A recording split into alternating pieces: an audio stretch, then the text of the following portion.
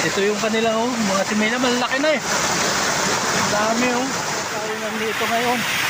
Siguro dito kapag lumakas ang ulan, lakas ng tulo ng buwan eh, parang may pulso. Ito po siya oh, bukid.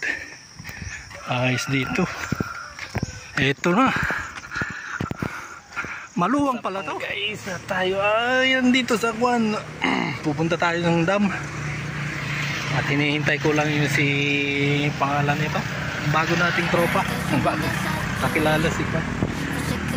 Asawa ni Maylin. At kami ay pupunta ng dam. Papasama ako. At dito ro ay pwedeng mamasul-masul eh. So titingnan ko lang yung area. So sa susunod, pag may time, di alam ko na yung Kwan dito. Alam ko na yung lugar. Maganda yung lugar oh. Diyan kami dadaan. Yun, hinihintay ko lang at nagpapaalam daw siya sa kanyang misis. So maya maya let's din na tayo. Kaso lang pinagbibintay. Ay dyan eh. Sa kabila, yung sa kabila talaga pinakamalaki. Ay dyan yata pwedeng mahingi ano? Dito? Oo, yung similya. Wala nang mga liit eh. Wala na. Tapos tinanong ko nga rin sa kanila kung pwedeng mamasol. Dito? Oo, pwede raw naman daw. Pwede. May ano nga dito eh. Marami daw na mamasol dyan, sabi nga sa akin. Taga Matagal. Oo, yun. Maranding. Dyan talaga. Nakapat niya. Nakapunta rin dito. Dumadayo talaga sila. Sige, malalaki na may tilapia. Makakupuan ako ngayon. May ma-video ako ngayon. Palayan no. Ayan.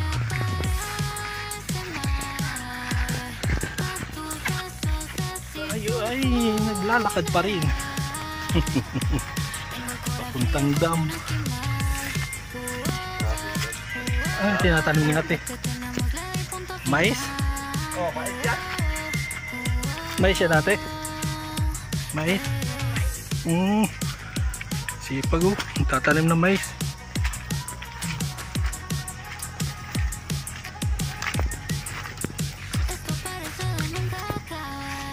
Yung kwando, tataniman din yung likod din na kari na yun. Ayaw nga. Tataniman din daw na mais. Nalinis na yun eh. Meron magtatanim doon.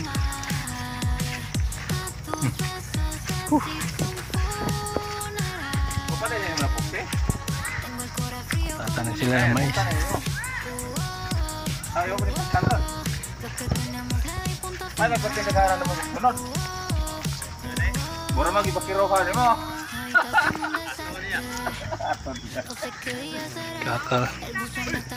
Tatanim sila. Nag-aararo.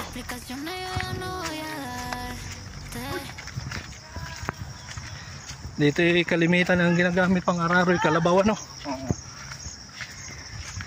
Doon sa amin ay kuwan, kalimitan ay baka. Kahit sa ano eh, sa bukid nun, baka din. Makakuha kasi sa init ang baka. Ang kalabaw eh, kailangan hindi tuloy-tuloy. Yung napuntahan naman namin doon sa ano, sa Marugong. Oo. Kabayo yung ano nila, pinag-araro. Oo. Kabayo. Oo. Mas malakas siguro yun. Kabayo ang pangararo. Daan namin oh. Ayun o doon. Malapit lang pala. Yun na pala. Yung dinadaanan namin. Medyo putik-putik.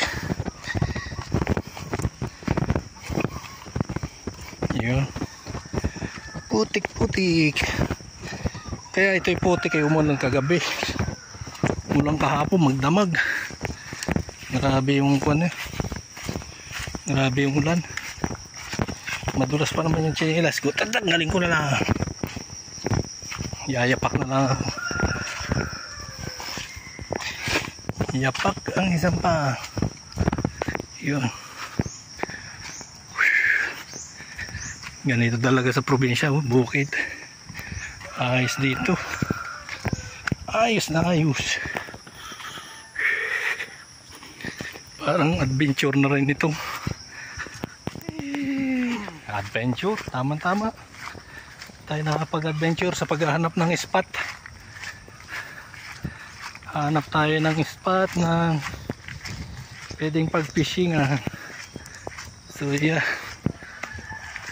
sa lugar ng Pikinit. Upya.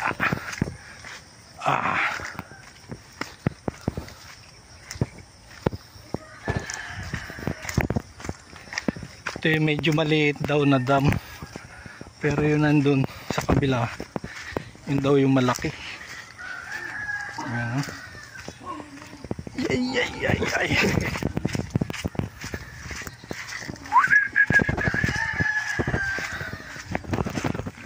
May basketballan dito. Talagang kahit saan eh. May court ang may court.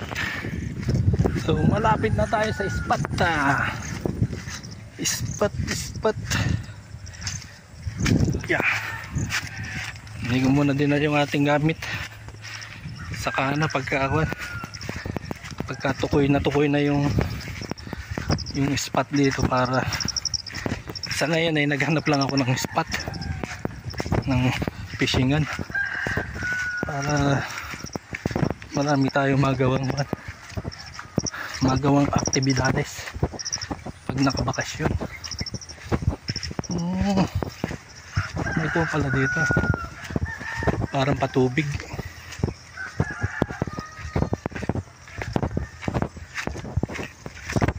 Ayun, umiikot kami, bumaybay sa tabing ilog.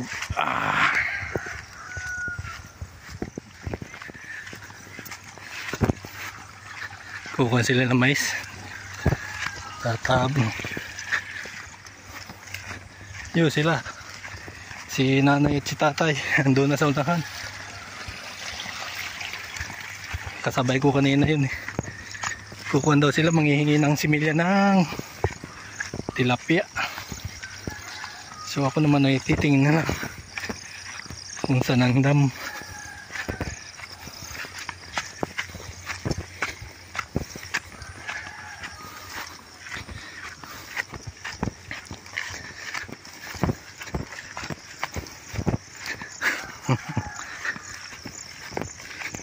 Daikon din pala to, medyo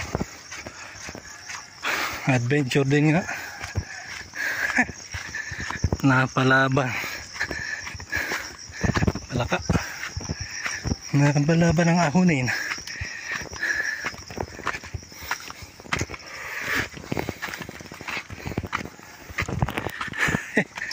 Yun, eto na, maluwang pala to, maluwang. Ito yan no, ito na yung spot natin ngayon. Biruin mo, bundok yan, may ganito pinakadam nila, yung patubig. Ayan no, ano kaya pinapain nila dyan pagka manguling tilapia? Bulate ano?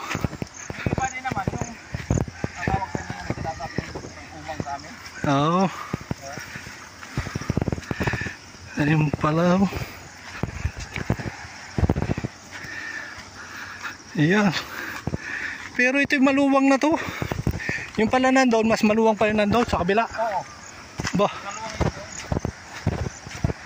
So ayan yung patubig yo. Dito nang gagaling yung tubig. Yun. Doon sila nang kukuha ng similya. Ay, ito pala yung kwan, pinakadaluyan ng tubig. Ayan o, bagong spot. Maganda o. Para pwede rito mag-camping-camping, ano? Magdala ka lang ng tent eh. Yung tag-init, hindi maputik yung daanan. Oo. Marami nagsitinggol dito. Namamasyal ano? Ayan o. Ganda. Pwede maligo dito. Malalim. Oo, malalim nga yung ganyang klase. Yung mga ganyang klase malalim yan, wag basta-basta tatalon. Tahimik na kuha. Oo.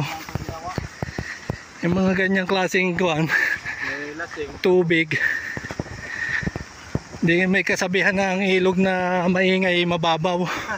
At yung ilog na tahimik ay huwag ka basta-basta tatalon. At sigurado, ang ganda ng ano.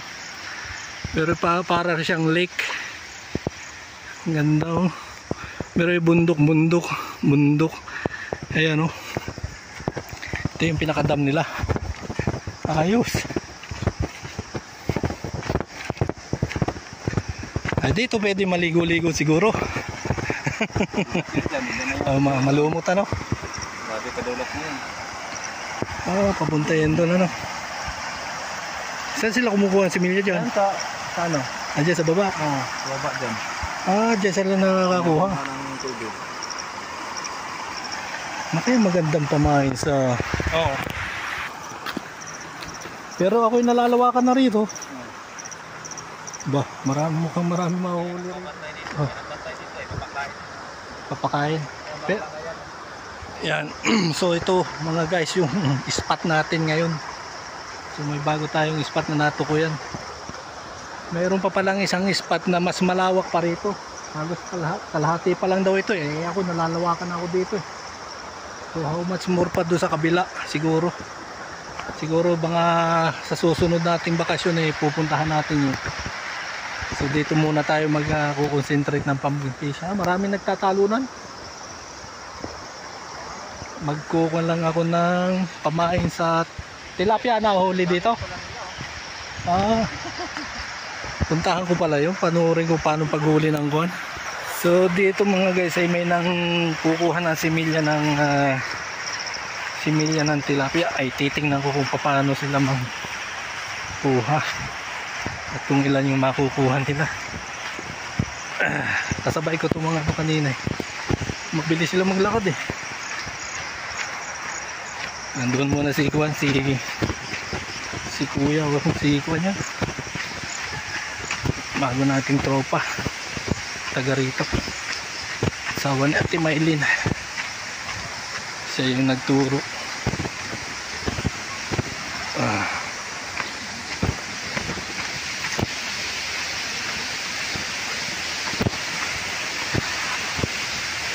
Dito na tayo sa may dam.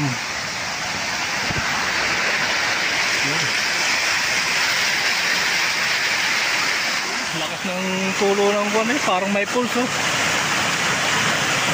Ayan, kukuha sila ng similya rito ng buwan. Similya ng tilapia. Madulas ito eh, kaya ako hindi masyado makakuha. Delikado. Madulas ano?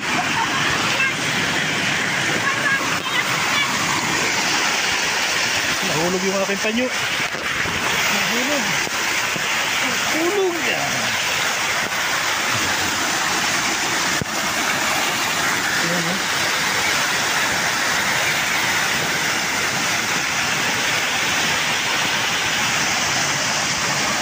Parang pulso.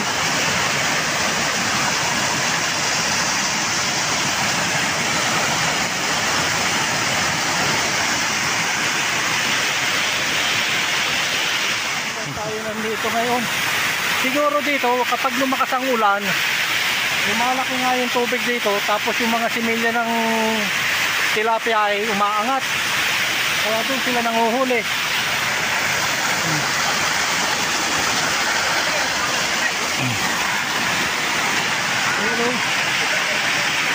Kaya siguro marami na nanguhuli. Ito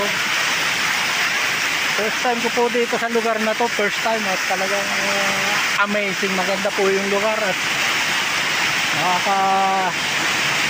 nakakamangha baga sa mga katulad natin mga mahilig mag-adventure. Lagas-las ng solid. Ito yung kanila mga simila, malaki na eh. Ang dami Isang pala nun. Isang ko ano. Ayos na ito. Malaki na to isa. Oo, malaki yung isa. Tama-tama nga yan doon. Pwede pala ako manghuli rin dito, tapos lagay ko doon sa may ilog namin to. Oh, may hipon pa. Ay po. Mamana yan pala dito.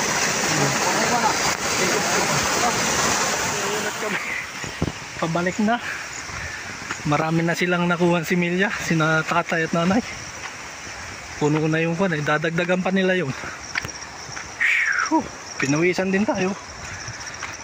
So maganda itong ating bagong discovery. Dapat pala dito ay nakabuta pagka pupunta, no? Yun. Punta ka ng kabila eh. Pagbalik mo dito, no? Saka na yun. Malayo yata yun eh. Ganito lang kaya layo. Ah, ganito din ang layo sa karsada. Para, ano yun, sakop pa rin siya ng Pikinit. Alin? Yung kwan doon. Boundary? Boundary yun doon? Naluluwangan ako dito. Grabe oh. Itagan ninyo yan. Dito. Dito tayo makikita ninyo at dito maghagis-hagis. Pero wala na. Wala na tayong oras. Wala na tayong panahon. So yun. Yan yung dam. Yun, sino tatay bumabaro. Tapos mga palaya niyan. Maganda. Talagang nature na nature. Tapos dito, ayan o. Pero yung bundok. Parang ito yung nasa kun sa Maguindanao. Ang style yung Lake Cebu. Ayan o. Maganda nga rito mag-camping-camping. Lakad na kami. So, kita-kita na lang tayo dun sa tabing karsada. Let's see.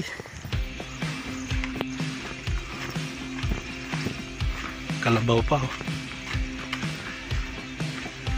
Nagiging kami dito dati. Dito? Katsin cook. Maraming ang malalaki nagkukuha na eh. May 9 grams na ulit dyan. 10 grams na siya. Oh.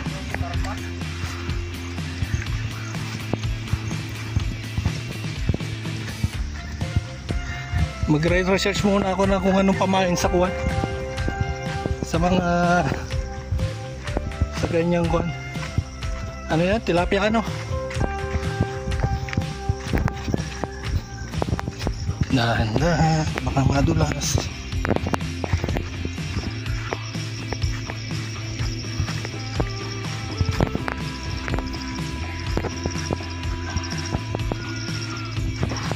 Ganda. Maganda. Simpleng buhay. Malayo sa polusyon. Yun na. Andito na tayo sa tabing karsada at tayo okay. At least nakita po natin na may panibago tayong discovery. At siguro sa mga susunod na mga buwan mapupuntahan po natin yan. Daladalan na po yung ating mga gamit na pamasul. At magre-research din ako kung ano yung magandang pamain sa mga tilapia. So ano mga guys, batsi na ako. Uwi muna ako sa bahay at ako imitata na. At may gagawin pa sa bahay. So hanggang dito na lang itong ating adventure vlog sa paghahanap ng spot, sa fishing spot. Okay, that's G.